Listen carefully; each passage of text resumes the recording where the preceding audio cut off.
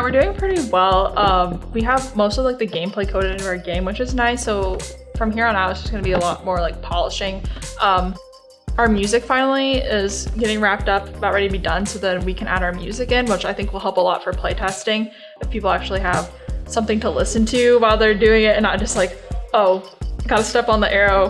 So that'll be nice when we get like the sound effects in and the music. And yeah, like just getting like our UI polished and stuff in there.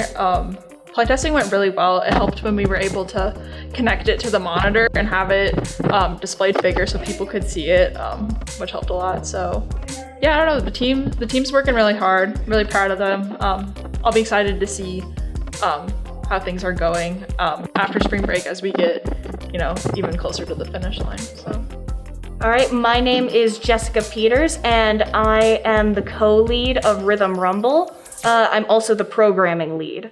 A lot of the problem comes with the fact that the input system we're using that codes the controllers is not something that's built on board with Unity. It was built for Unity, but it's an extra package that you need to download and then download add-ons onto that package. So by the end of it, it's something that we've never been taught in class. We have to relearn it from tutorials that were made in 2015, 2018, and since then the program's been updated. So a lot of the functions that we are used to having don't work anymore. So we have to find new workarounds. So it's going to be a lot of sitting through documentation and trying new things instead of being able to just go in and code it.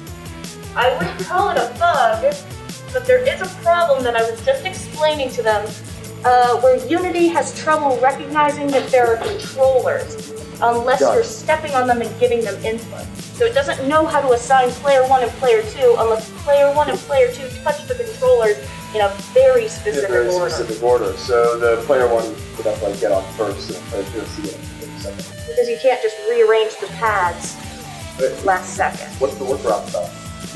We're trying to figure that out now. Yes, that's our main concern with the gameplay right now. My name is Jolie Deanna, and I'm the art and animation team lead. So I'm basically in charge of making the characters move and making sure they look pretty. So it's going better than I originally thought it would. We don't have everything finished. We're a little bit over halfway through, but we still have some stuff to clean up, tiny little things to add, and some big things to finish up. But I feel like we're doing pretty good, all things and setbacks considered. We have sort of a smaller team right now.